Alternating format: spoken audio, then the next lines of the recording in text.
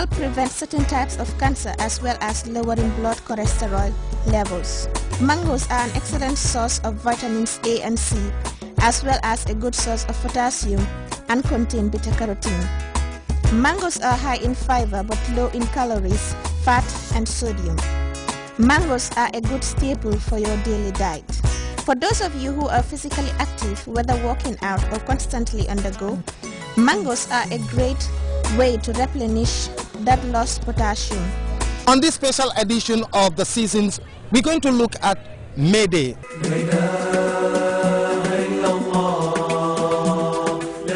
May 1st, International Workers' Day, commemorates the historic struggles of working people throughout the world. Also known as Labor Day, the annual holiday is set aside to celebrate the economic and social achievements of workers.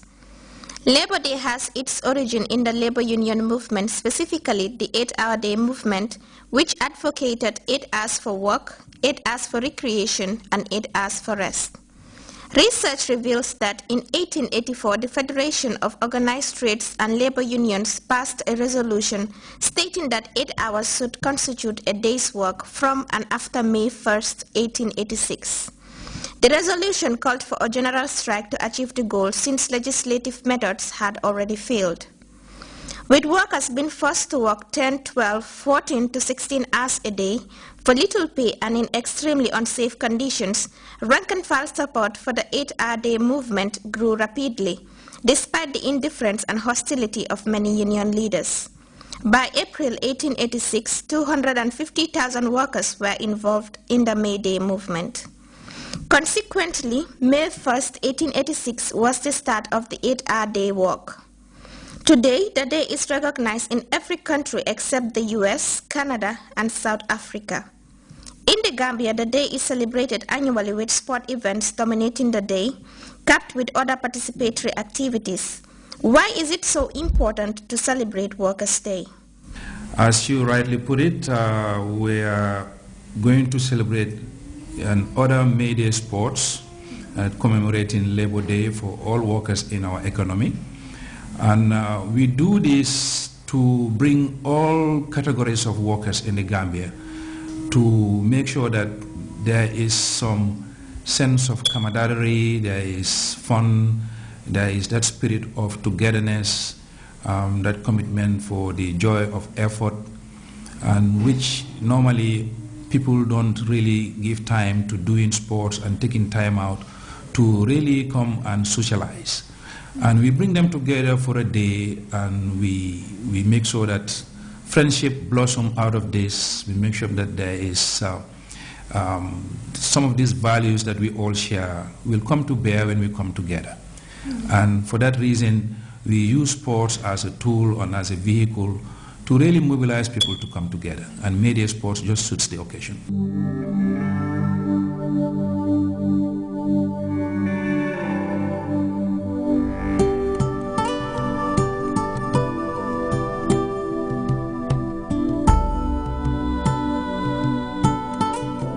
Where we are today, I don't think we really need to tell you. Well, if you look at the background, this is a magnificent structure, and work is in earnest.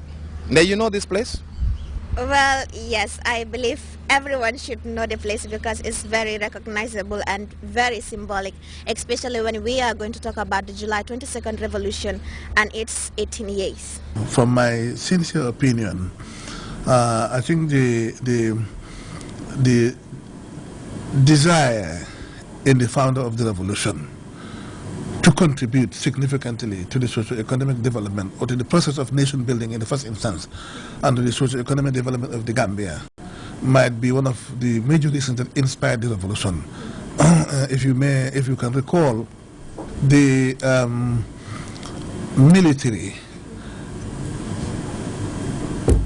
when they came in 1994, that marked their second attempt, to be involved in governance in the Gambia. The first one, that was in 1981 attempt that failed, so I would not know.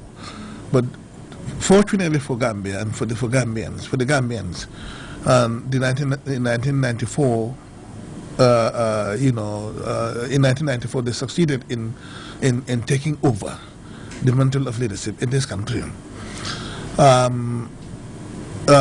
What happened after 1994 could clearly tell you what inspired the founder of the revolution. Since oysters, they form part of seafood, first we will give you a synopsis of the fishery subsector or the fishing situation in the country. That and more on this edition of The Seasons. Believe me, you don't want to miss it.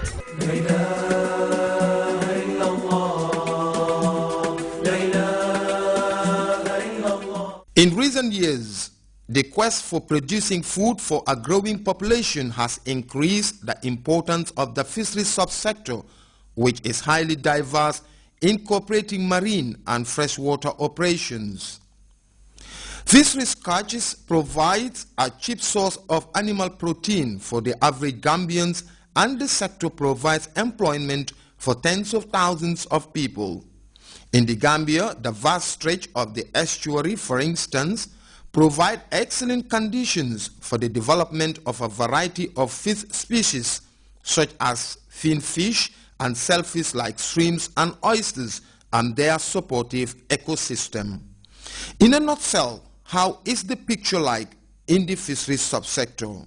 The fisheries sector is doing well. If you compare it with other countries in the sub-Saharan, Gambia is an example, especially in the area of artisanal fisheries. Because this concept of having these fisheries centers, I think started from the Gambia. Just the recent visit we had was from 4 countries in the Great Lakes region, Tanzania, Burundi, and Angola, who came here to learn the experience of our fisher folk. Oysters, like other seafood, are mostly found on rocks and coral reefs in the sea or mangrove swamps. Oysters are very delicious in taste and can be cooked in different ways and will still maintain its taste and even add flavor to the overall dish. It is an excellent source of calcium, iron, zinc, and a whole raft of vitamins. From the early stage of getting the oysters to processing and packaging in the Gambia, oyster production is a woman's job. The program Seasons took a drive along the Banjul Highway to see the production of oysters at its premature stage.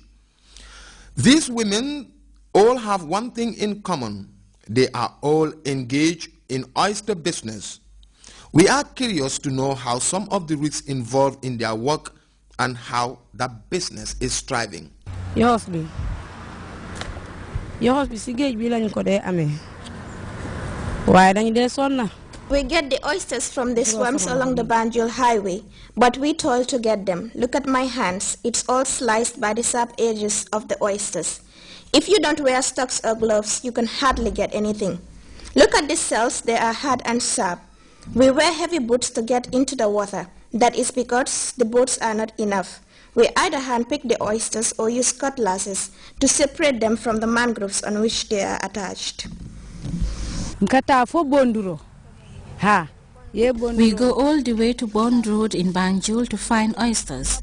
After getting the oysters, we carry our baskets all the way here, which is far. When we get the oysters from very far places, we board vehicles and pay for the transportation of our catch. We prefer boiling the oysters because it's much easier. The roasting process is very difficult because when you put the shells on fire, it sparks and you can easily get burnt on your face and hands. But what can we do?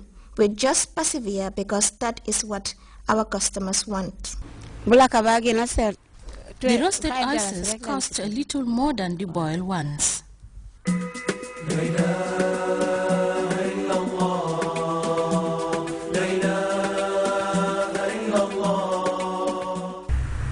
The holy month of Ramadan, the Kumbh,